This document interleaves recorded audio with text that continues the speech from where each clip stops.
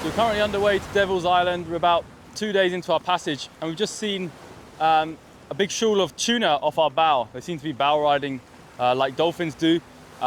We've also got some diving boobies as well, which is quite indicative that there is a lot of bait fish around in this area. We just had a look at the chart, and we're coming up within the next 3 or 4 hours to some seamounts off to the east of us. So it's quite interesting to see how the oceanographic features of the seabed might be driving these kind of productive regions and why we might be seeing tuna. We have Eli on the stern at the moment with a couple of lines out in the hope to be potentially catching one of these fishes.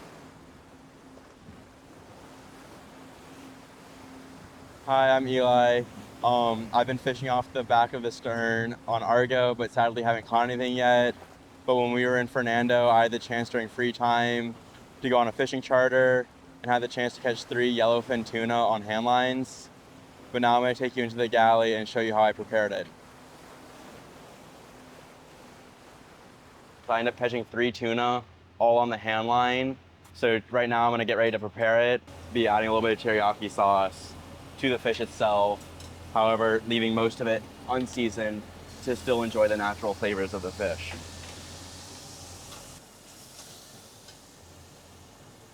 So for dinner tonight, we have shashuka, fresh pita, and fresh caught tuna. As far as the tuna goes, please take a little bit so everyone can have some to try. With the pita, there's more pita coming up, as well as there is a dessert coming up as well. Yes, Weiser! Enjoy. Sorry for the delay again.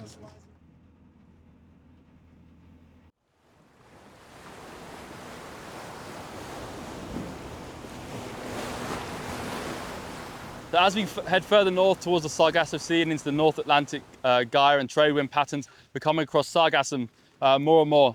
The sargassum is a free-floating seaweed that doesn't require a holdfast to hold it to benthos.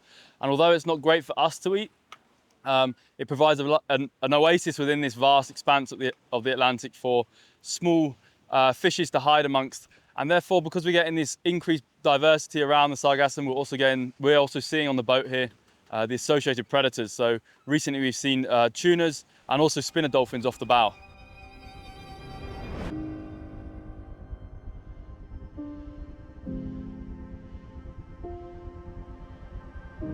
The spinner dolphins are these really lovely and curious charismatic dolphin species that we can see off the bow of Argo quite frequently.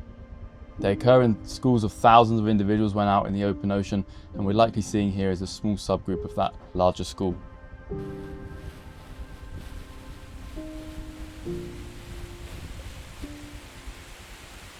All right, it's 7:05. Dinner was comically late. Today of all days, as we make our final approach towards the equator, the doldrums are really giving it to us.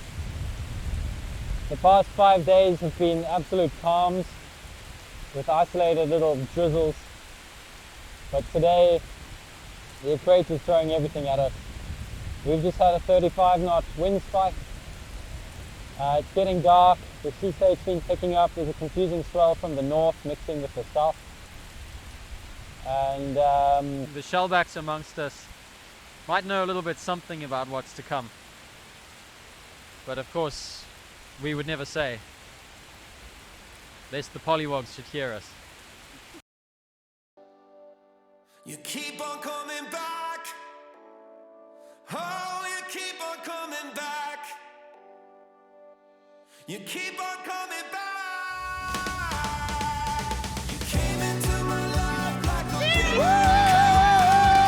sensation.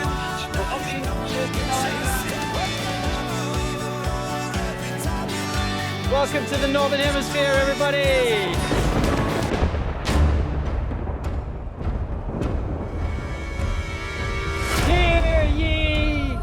hear ye, calling all pollywogs, bring your finest garb and meet the royal court in the cockpits. The hour has come.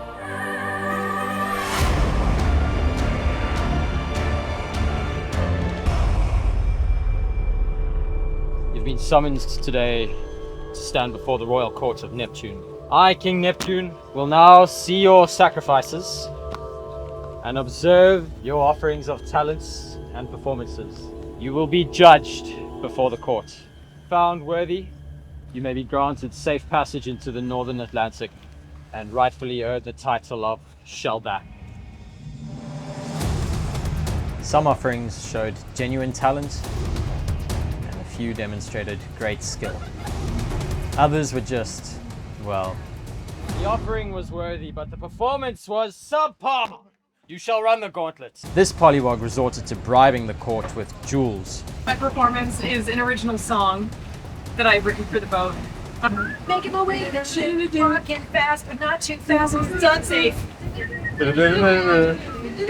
One was tuneful, but far too long. As with tradition, hair was sacrificed. Some offered a little, others a lot. All those who have passed, come and join the royal court. Those who will run, stand before the court. The running of Neptune's gauntlet comprises of 3 stages. Stage 1, Zamboni the cornflakes of Ceres from the deck. Stage 2, sing the siren song. You may not be able to hear your own voice. I say, you take me somewhere to be alone. Your bad habits lead to late nights standing alone. Conversations with a stranger, I let her know. It ain't like me. Can learn to be human too. Stage 3, Neptune's baptism in the murky waters of the Dishy Pit's deep.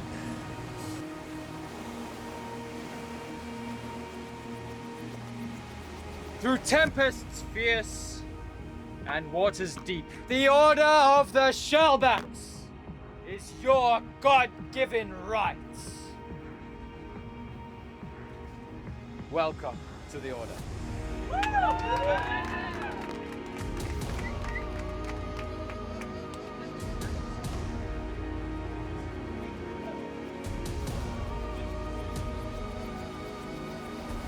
So we've spent the last few days motoring through the doldrums. The severe lack of wind caused by the ITCZ has meant that we've not been able to do any sailing, and things were going quite fine until we had some engine problems.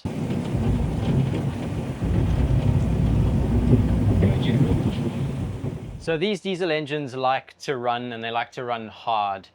Most of the cruising we do doesn't push the engine very hard, so occasionally we like to push the revs up just to get everything moving and working as it should. But on this particular occasion, things went a little haywire. Black smoke started billowing out the back exhaust, and the engine spewed oil everywhere out of the air intake filter. We quickly shut down and centerlined the staysails to heave to, so we could bring the boat to a stop to begin to assess the situation. We realized that the oil sump had filled up, it had doubled in quantity. Otherwise, it's using a lot of oil for. It should only fill one of these buckets. Which is not normal. When we normally meant to have 20 liters of oil in the sump, we now had 40 liters. We eventually realized it had come from fuel contamination, which meant that fuel had leaked into the oil circulation. We were able to identify the source of the leak being injector number 4. So we removed diesel injector number 4, we switched it with number 3, and we manually primed the fuel pump system to see if we could work out where the leaks were coming from. There was nothing obvious. So we replaced it back in its original position, primed it again to see that there were no leaks, which was the case, and then put everything back together.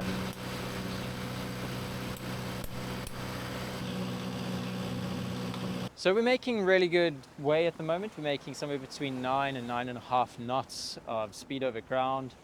We're definitely being helped out by the 1.5 to 2.5 knots current, the French, well at least the Guyana current, which sweeps northwest along the coast of South America.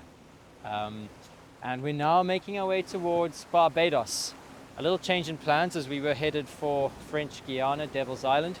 But the day that we lost while sitting in the doldrums, troubleshooting the engine troubles, basically meant that our very small window to get onto the dock in Barbados to pick up fuel began to close and necessitated a small change in plans. So no Devil's Island this time around. But as we're now about 2 days out of Barbados, the students are down below beginning their scuba diving theory training. Breathe from the second stage. It delivers air only when you inhale, or when you press the manual perch button. Welcome to Argo, our floating dive center. Currently we have 8 students on board who are going to be going from their first breaths all the way to being certified open water dive students. And the PADI open water diver course is split into 3 key parts. We've got the theory part where the students will watch a selection of videos and then do quizzes from the books and exams. And then we've got the confined water dives. There's 5 confined water dives. And we're going to go and find some swimming pool-like conditions in one of the calm bays. And the lovely thing about diving from Argo is that we can get the students in the water with the animals from the get-go. Whereas typically we use a swimming pool, but we don't have a swimming pool on board here. And then we're going to take them into their 4 open water dives where we're going to progress them through practicing the safety skills and the key diving practices they learn in the confined water all the way up. So they'll be diving at about 60 feet and learning how to take their mask off, recover regulators and their scuba gear off all underwater. And we're very self-contained dive operation here on the boat. We've got our own compressor. We've got a selection of different cylinder sizes and BCDs and regulators on board. So we operate all our diving from the boat. And typically the students will enter from the side of Argo with a giant stride, or we might use our dinghies when we're going further ashore. Yeah, stay tuned for some more diving. It's been a few days since we've had engine issues, and it's not quite 100% yet, but I think we're at a stage where we will be able to run the engine when we need it. With some further testing, we'll be able to confidently say whether we're in the clear or not. But in the meantime, the silver lining is that the wind has picked up and it's been blowing steadily and well for the last 12 hours. But now it's getting a bit lighter, so let's head up on deck so that we can shake a reef in the mainsail. When the wind is blowing really strong, we have the ability to shorten the sail, which we call reefing. But when the wind lightens again, we can shake out the reef or remove those reefing points and stretch the sail to its full size to catch as much wind as possible and make the most of it to sail fast.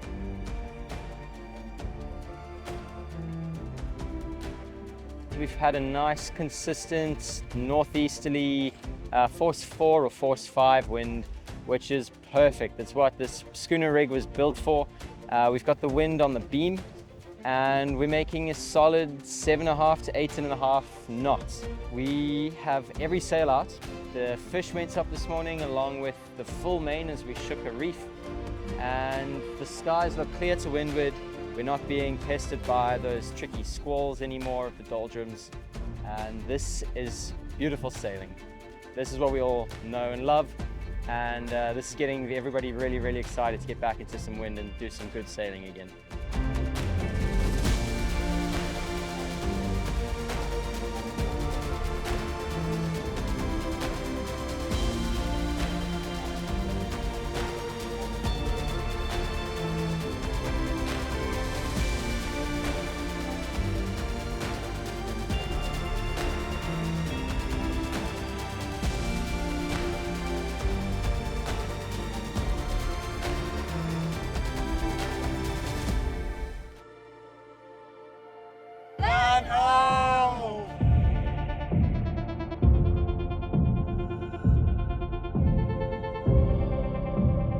So we've just had several days of fantastic sailing in the northeast trade winds.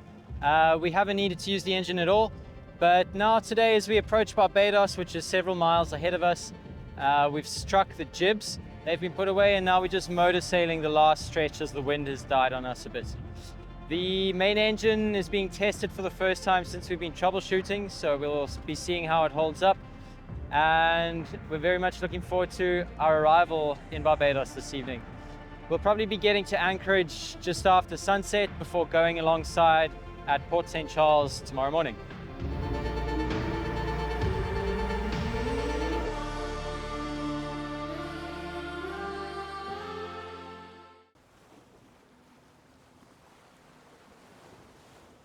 Good morning and welcome to Barbados. We motored into the bay outside Port St. Charles last night and we picked up a mooring ball. This morning, the students will be getting their dive kits ready to begin their dive training. But for now, we're going to give Argo some serious TLC in what we call boat appreciation.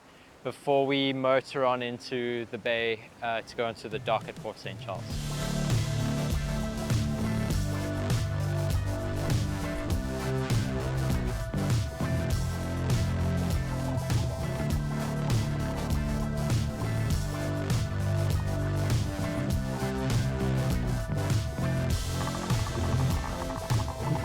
I am currently giving the fridge a deep clean. We let it defrost and we're giving it a nice clean between provisions. So I'm currently sitting in the coldest spot on Argo.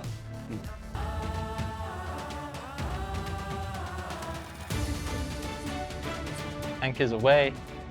We've got a dinghy in the water which we can use to help push us around if we need it. It's going to be a tight maneuvering spot.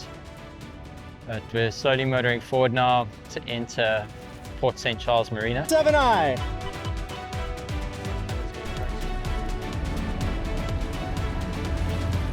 We'll probably get a forward leading spring and brace lines whenever able. Argo, I'm gonna swing around your bow to get on your port side.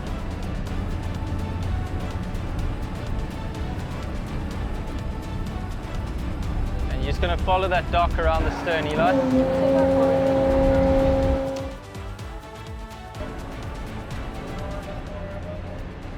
Let's go further up.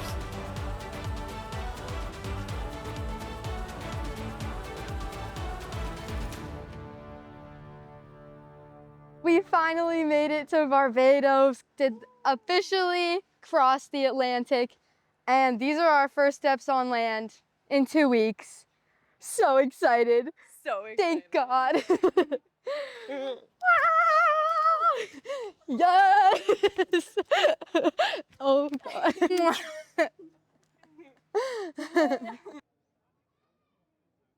Hi guys, welcome to Dive Day 1. We've just finished our theoretical sessions down there in Ceylon. We're gearing up now to jump in and do our confined water dives, where we're going to learn all about the key safety skills we need to progress into open water dives tomorrow and the following days. And then hopefully we're going to go and explore some reefs and other cool wrecks around the Caribbean in the progression of our trip.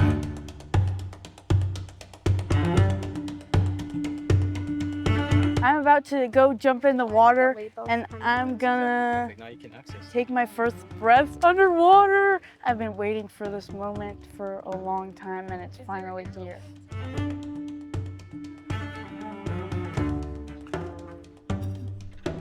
We jumped in and immediately saw a turtle cruising through the port.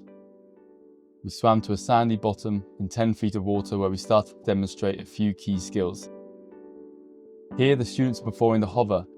This can be tricky, but they all had it perfected in no time. And afterwards we conducted the Caesar exercise, which stands for Controlled Emergency Swimming Ascent. We practiced this in a horizontal fashion to perfect the skill before heading out into the open water dives, where we're going to do it vertically to the surface.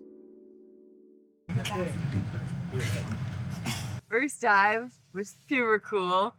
It felt weird at first because there was a lot of stuff on you and it was like heavy.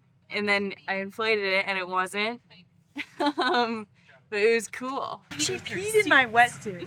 You peed in someone else's wetsuit? She wearing my wetsuit and she peed in it. You're not kidding. No, I am kidding. I peed a lot. And cut.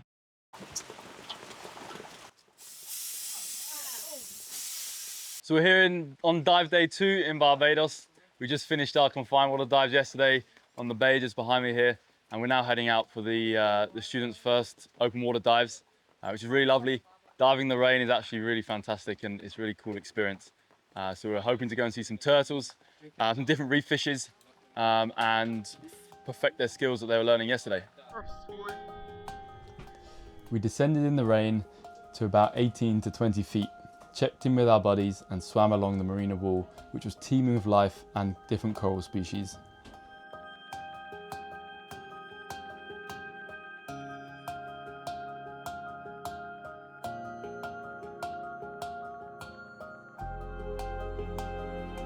We then knelt down on the sandy bottom and demonstrated regulator recovery, which is a really important skill. Just in case our regulator accidentally gets knocked out our mouth, we can effectively put it back in so we can carry on breathing underwater. We also practice fin pivots, which allow us to fine-tune our buoyancy and make sure that when we're swimming over sensitive bottoms, we're not damaging the environment. We practice how to clear a fully flooded mask at depth. It allows us to remove any water or fog that's in our mask. And finally, the students demonstrated the alternate air source use and ascent, familiarising them in how to deal with an out-of-air situation with their buddy.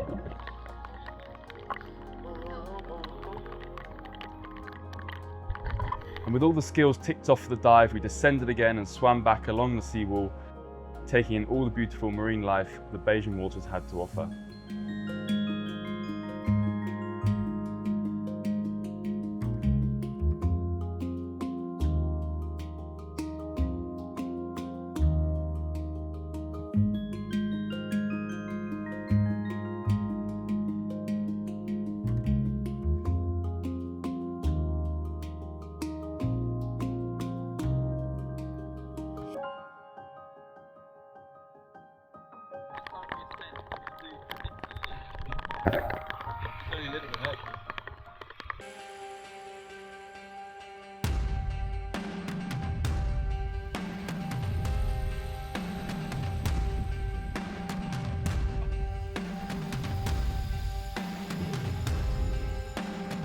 We're here in Barbados, about to go and dive the Premier Wreck just outside of Port St. Charles. And this is going to be concluding our open water dive course that the students have been doing. So it's going to be open water dive 4, where they can dive down to up to 60 feet. So this wreck is going to be a really conducive site for their learning, and not only for their scuba practice, but also the interesting biology that's associated with the wreck here. So the wreck was sunk in the 90s and on purpose, for the purpose of being an artificial reef. And artificial reefs are really important places because they provide a lovely oasis in the middle of the seabed where lots of benthic, sessile and mobile animals like the fishes can come and congregate around the wreck, and provides such a conducive way for us to learn about fish ID and coral ID, as well as develop our scuba skills. And off the corner here, on the south side of the wreck, we've got a lovely little sub that was also added to the wreck site later on because someone who owned it couldn't afford to keep it anymore, so he sunk it there next to the wreck. And it creates this lovely kind of network that we can work our way around for the duration of the dive.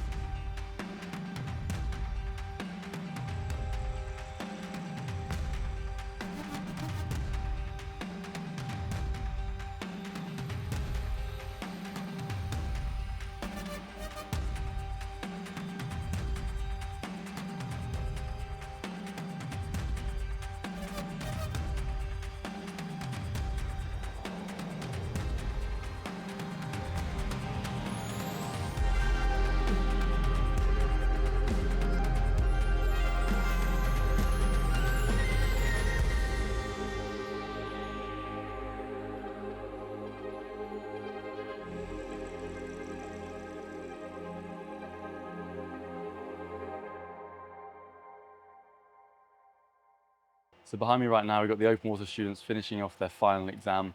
Today we had 2 fantastic dives, doing open water dive 3 and 4 on a lovely wreck about 20 meters from Argo.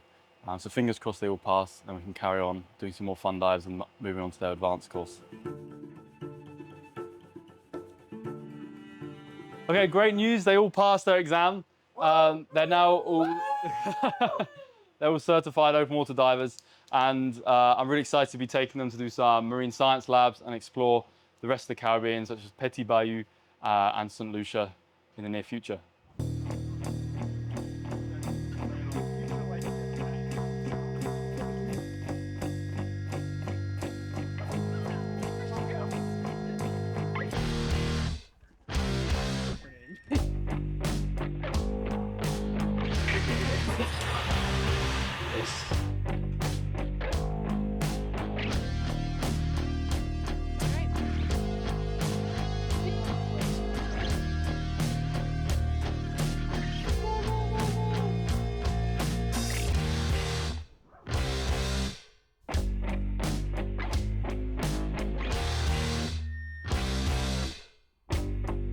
So we're motoring away from the mooring field outside Port St. Charles in Barbados. We've been here for a little under a week, and in the last few days we've done a lot of dive training, and now we're about to set sails and sail overnight to Tobago Keys in St. Vincent and the Grenadines via Union Island. We'll arrive there in the morning and we'll be spending a week or so in St. Vincent and the Grenadines. If you'd like to join us as a student on a future voyage, or just learn more about Seamester, then head to our website linked in the description below. If you have any questions for us, then please ask in the comments, and don't forget to subscribe to follow our epic 6,700 nautical mile journey to Antigua.